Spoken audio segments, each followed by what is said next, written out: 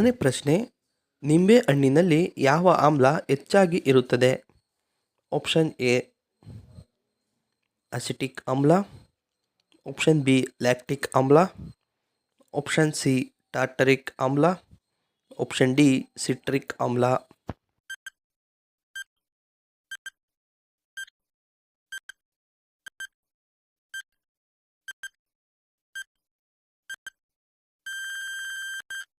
ಸ್ನೇಹಿತರೆ, ನಿಂಬೆ ಹಣ್ಣಿನಲ್ಲಿ ಹೆಚ್ಚಾಗಿ ಸಿಟ್ರಿಕ್ ಆಮ್ಲ ಕಂಡುಬರುತ್ತದೆ.